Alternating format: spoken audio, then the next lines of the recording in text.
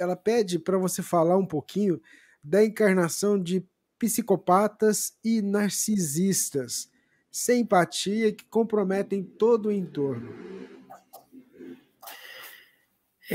Nós temos hoje uma série de distúrbios, né, de transtornos emocionais e mentais que a nossa sociedade cada vez mais vai identificando novas modalidades, vai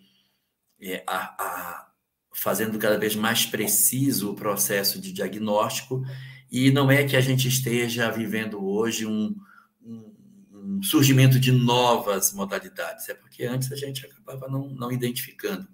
A gente sabe que está aumentando o número de processos de transtornos, mas as modalidades, elas são bem antigas também. E aí você destaca duas, né? Você destaca aí o psicopata e destaca a pessoa com transtorno narcisista.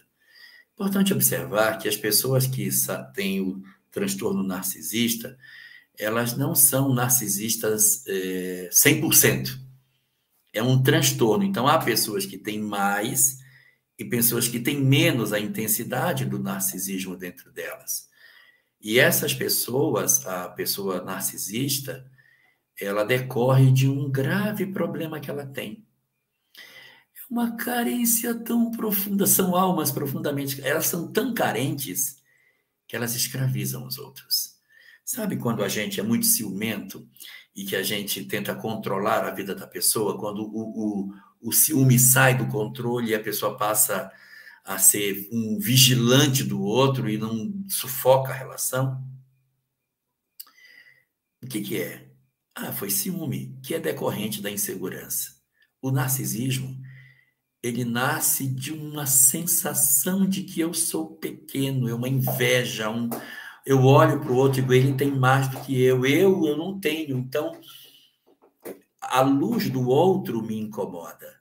Então, dentro do lar, eu me incomodo que meus filhos... Eu não tive vida, porque eu vivi uma vida infernal com o meu marido, então meu filho não vai ter vida.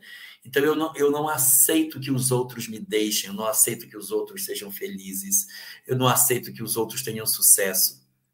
Eu não me conformo.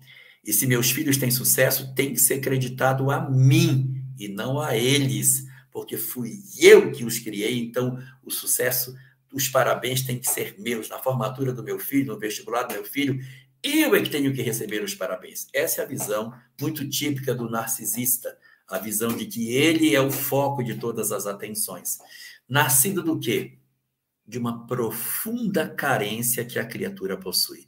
Mas fulano nem era carente, tinha pai, tinha mãe, mas ele sente carência. Ele sente carência. Então, o processo relacionado com o transtorno narcisista tem como raiz a fragilidade da sensação da pessoa de que ela é um abandonado. E aí tem muitas formas de reagir e muitos reagem na forma de ser narcisista e querer controlar as pessoas e sugá-las. O psicopata, ele nasce de uma outra circunstância. A frieza dele é o medo de amar, o medo de se comprometer, o medo de confiar nas pessoas, ela desamor. Ele só uma maneira diferente de reagir, porque é muito. O psicopata costuma ter uma inteligência acima da média.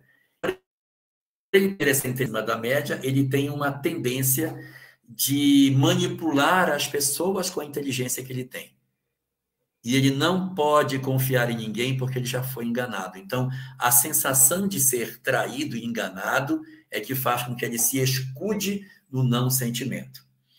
Nesse propósito, o que pode ser feito nesse sentido? O nosso planeta é um planeta de provas e expiações. E as almas que aqui encarnam, Rubens, são almas complicadas, são almas problemáticas. Elas têm que encarnar em algum lugar. Elas têm que vir a uma sociedade para experimentar e desenvolver as suas condições espirituais. Então, o nosso ambiente do nosso planeta é um ambiente descrente, egoísta, vaidoso, com uma série de defeitos. É um ambiente bom para um espírito que tem essas imperfeições. Só que a gente está no meio, a gente se incomoda, mas a gente também é imperfeito. Então, eu tenho um amigo espírita que ele diz uma coisa assim, meio dura, que ele diz assim, não quer passar por isso, então evolua.